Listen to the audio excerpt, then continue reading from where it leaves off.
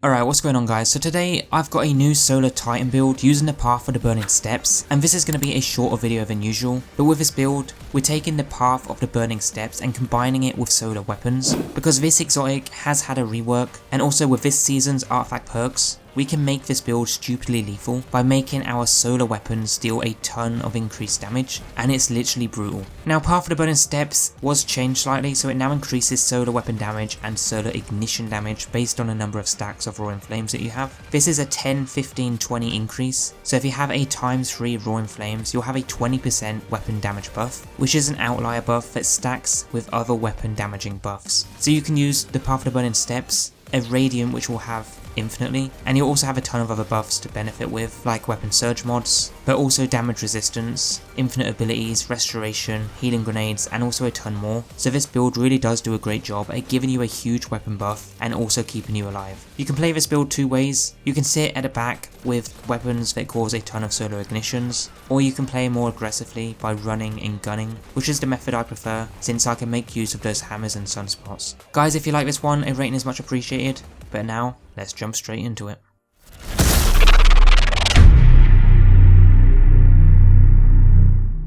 Alright guys, first things first, if you like this build, then you might like some of my other builds, all of which you can find in the playlist down below, or over on my Mobilex page, link below. But with this one today, we are rebuilding the Path of the Burning Steps using the new Armor 3.0 tier system. It has been quite a long time since I made a build with Path of the Burning Steps. I think the last time I made one was back in Beyond Light when it first came out. But we are going to use the new stats that we have and all the buffs from the artifact perks, which really lets you go to town with this build. It's not, in my opinion, the best build in the game, but it is a good build and a fun one to use if you want to use something different to try out. There isn't just a Titan sitting behind a barricade with bolt charge and a completely busted scout rifle that's broken right now. So with this build, we will be stacking weapon damage buffs to make our solar weapons deal more damage, which is our primary goal of this build. The secondary goal of the build is to ability spam with our hammers so that we can create sunspots and restoration effects, but bear in mind that since we are not using anything that significantly buffs melee damage, you might struggle a bit to deal enough damage with those hammers, especially in the endgame. Since we need to build up Roaring Flames, it is best to run and gun and balance out the two rather than sitting back with like a Polaris Lance. So with this build today, we will be using the Sunshot and we'll be trying to maximize our damage buffs so that you can output a ton of damage,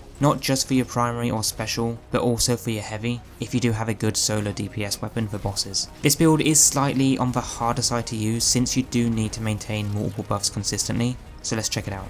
So the way you'll use this build is you'd first start by running in and getting a kill with your throwing hammer, but you'd continue to get kills to stack up Roaring Flames by 3 times. From there you just go around running and gunning with solar weapons like a Sunshot, but while also getting hammer kills occasionally to maintain Roaring Flames. When it comes to DPS, make sure you have Roaring Flames ×3 and a weapon surge boost from Orbs of Power. The difference in DPS is actually quite a lot. From this barrier champion for example, with no buffs, a single linear shot takes down a quarter of his health, but with Roaring Flames and a weapon surge mod with Radiant, it takes out half of its health. So it is quite a major difference, and I'm sure that there are more ways to optimize DPS to make it even smoother. The main thing is though, is that if you're using this build purely for solar DPS, then you want to start a damage phase when you have Roaring Flames ×3 and a teammate with a well to give you that weapon surge boost from the orb. That would be the ideal situation. You can go the classic route with Polaris Lance and just sit at the back of the map, but it is harder to maintain those damage stacks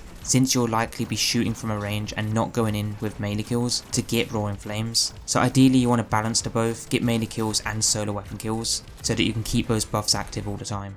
Now for the setup of this build, the first thing you want is the Path of the Burning Steps, since this increases the damage of solar weapons and ignitions based on the amount of Roaring Flame stacks that you have. And this is great for this season, especially since our artifact has 2 major perks benefiting the build. The first is Fever and Chill that grants Radiant on rapid solar weapon precision hits, and the next 2 that combine well are Shieldcrush, where while Radiant, our grenade recharges faster, but also while Radiant, defeating Scorched combatants causes the target to release solar projectiles, which is pretty good at helping with ad clear. And occasionally it will create sunspots for you as well, so those are just the main artifact perks to use, but this is the full artifact setup if you just want to copy that. For weapons though, you got really good choices this season. You do have a Sunshot, you got Polaris Lance which is the featured weapon dealing more damage, You got solar sidearms or even solar weapons with incandescent perk on it, which is a great perk that works really well with all types of builds, especially Titan solar builds, because in our subclass we have the Saul and Victor's aspect, where solar ability final blows and defeating scorched targets create sunspots, so that will work really well with those weapons that have the incandescent perk. And those sunspots that we do walk through will give us restoration and recharge abilities faster, but combining this with the roaring flames, we will stack up our damage with solar abilities, which also means that we stack up our weapon damage because of the Path of Burning Steps having that buff. Just make sure you're running a throwing hammer so you can create more sunspots and maintain roaring flames.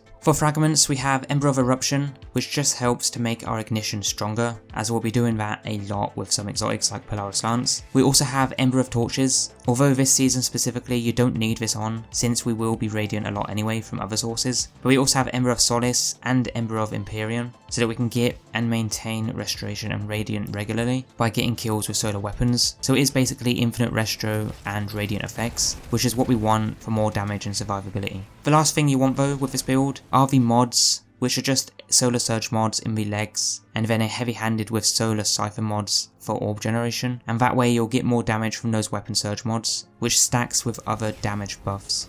Honestly guys, a great build to use and a really fun one this season. It's great for playing solo or as a team if you need extra survivability and feel like you need extra damage, but are willing to be more aggressive rather than sitting back. So if that is you, then this build is probably the one that will work really nicely for you and your playstyle. But if this build isn't for you, then be sure to check out the playlist down below for more top builds. Otherwise, I've been Divide, and until next time, have a good one, and I'll see you guys then.